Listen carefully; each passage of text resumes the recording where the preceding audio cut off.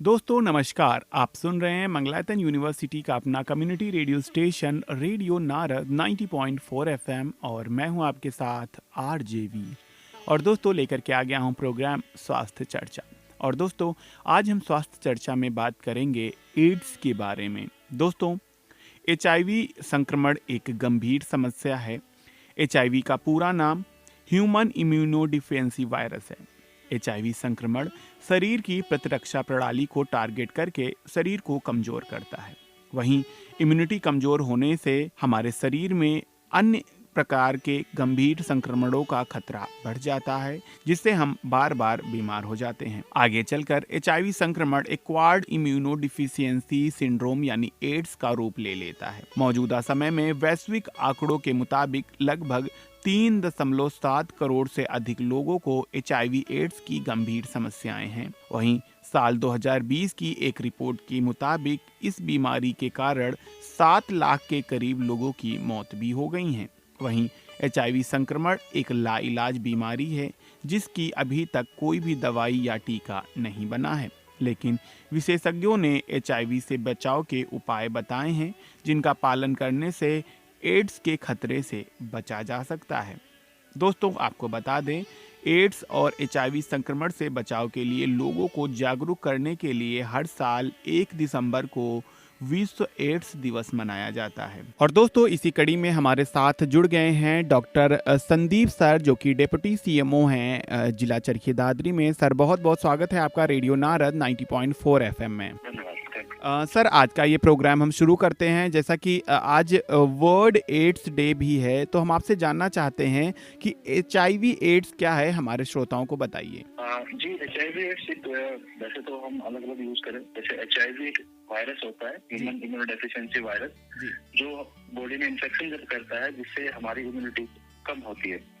उसके बाद एड्स जिसको हम बोलते हैं वो एक्वायर्ड इम्यूनोडेफिशिएंसी सिंड्रोम है। जब हमें कोई हमारी इम्यूनिटी जब डाउन होती है वो एचआईवी वायरस की वजह से, तो हमें कुछ सिंड्रोम्स, कुछ ग्रुप ऑफ डिजीजेस होते हैं। तो उस पूरे सिस्टम को एचआईवी एड्स बोल देते हैं generally. HIV is the virus and AIDS is the disease.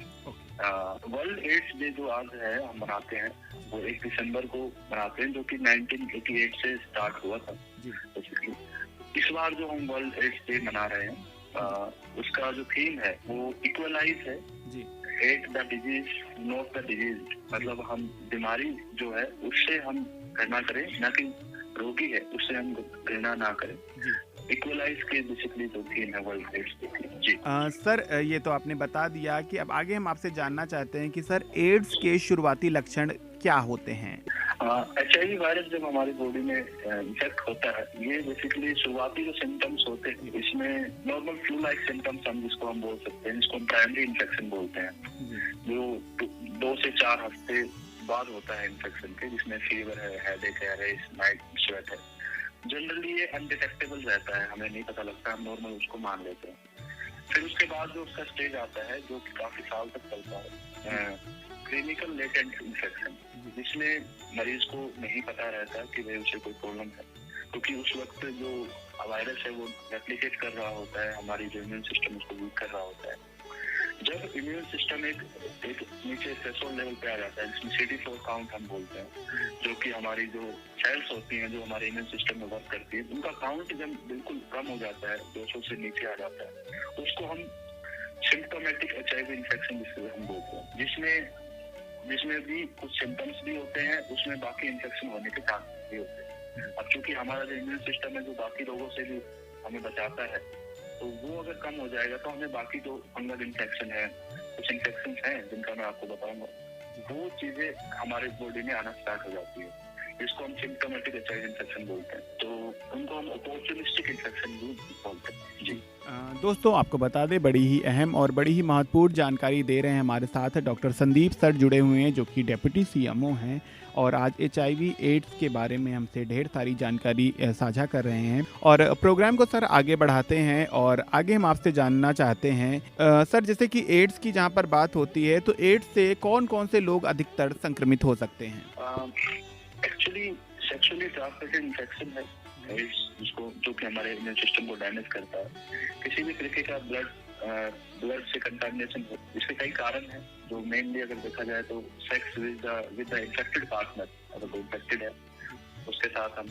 दूसरा ब्लड ट्रांसफ्यूजन हो, जो अगर किसी इन्फेक्टेड पर्सन का ब्लड किसी को ट्रांसफ्यूज कर दिया जाए, अगर हमसे कॉन्टेक्ट में आएंगे हमारा जो ब्लड है बेसिकली। तीसरा है शेयरिंग नीडल्स, अगर हम कोई मेडिसिन लेते हैं या ड्रग एडिक्ट जिससे हम देखते हैं, उसमें जो नीडल्स हैं उसको हम स्टेराइल नीडल यूज ना करें, साफ सुथरी ना हो, दूसरों की यूज की गई हो, वो इन्फेक्टेड हो अगर HIV से, तो उससे हमें ये फैल सकता है।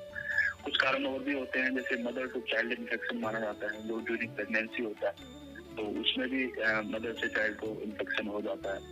तो इस तरीके से अगर किसी भी इन्फेक्टेड पर्सन का सलाइवा ब्लड किसी हेल्दी पर्सन के कांटेक्ट में आता है, उसके ब्लड के कांटेक्ट में आता है, तो उससे वो इन्फेक्शन हो जाता है। तो दोस्तों सर ने ये तो बता दिया कि ये जो है किन किन कारणों से होता है, और प्रोग्राम को आगे बढ़ाते हैं। और आगे सर हम आपसे जानना चाहते हैं कि एड्स से बचने के लिए कौन कौन सी सावधानियां रखनी चाहिए। जैसा कि मैंने आपको बताया कि जो कारण है हम उनको ही इस वजह से हो रहे हैं, उन्हीं से ही हम बच सकते हैं।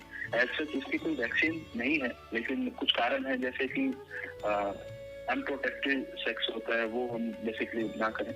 दूसरा ब्लड ट्रांसफ्यूजन है, उसमें प्रॉपर टेस्टिंग होनी चाहिए, जहाँ भी हम जिसका ब्लड ले रहे हैं प्रॉपर टेस्ट होता है, जो ब्लड बैंक्स में किया भी जाता है।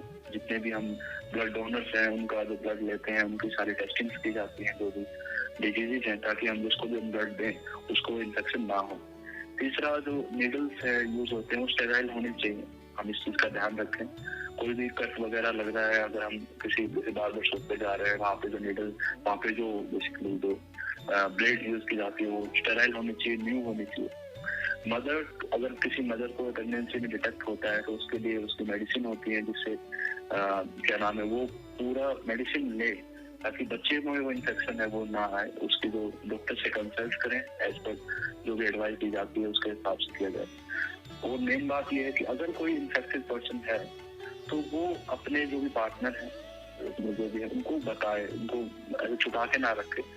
और दूसरा जो मेडिकेशन उनको दी जा रही है, वो जो मेडिकेशन होती है वो हमारे इम्यून सिस्टम को स्ट्रॉन्ग बनाने के लिए होती है। इस तरीके से वायरस जो हमारे बॉडी में रेप्लिकेट होता है उसको कम करने के लिए होती है, ताकि हमारा इम्यून सिस्टम बना रहे और हमारे बॉडी के अंदर जो वायरल लोड है वो बहुत कम रहे, ताकि दूसरे को इन्फेक्शन ना हो।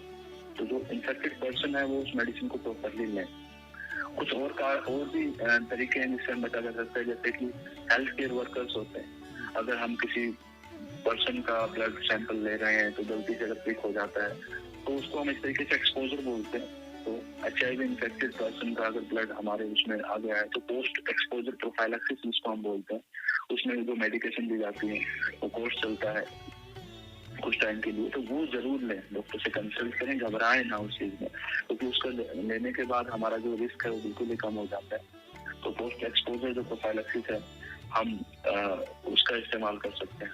तो ये कुछ कारण है जिससे हम बता जा सकता है HIV। सर जहाँ पर HIV की बात होती है वहाँ पर HIV एड्स की जांच भी बहुत ज़्यादा ज़रूरी हो जाती है, तो हम आपसे जानना चाहेंगे कि क्या सरकारी स्वास्थ्य केंद्रों में HIV की जांच निःशुल्क है या फिर सरकार द्वारा इसका कोई भी शुल्क लिया जाता है?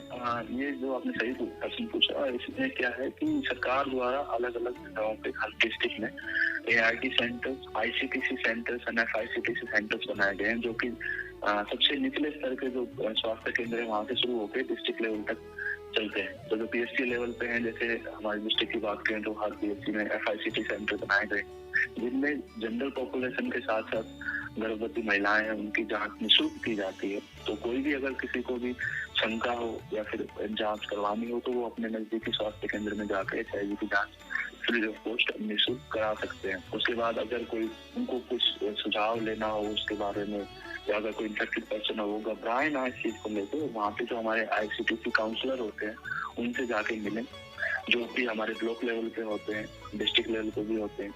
वो आपको उसके बारे में, उसका पूरी जानकारी, दवाई के बारे में, मेडिसिन जो है और आगे का क्या कोर्स रहेगा उसके बारे में पूरी जानकारी दी जाएगी।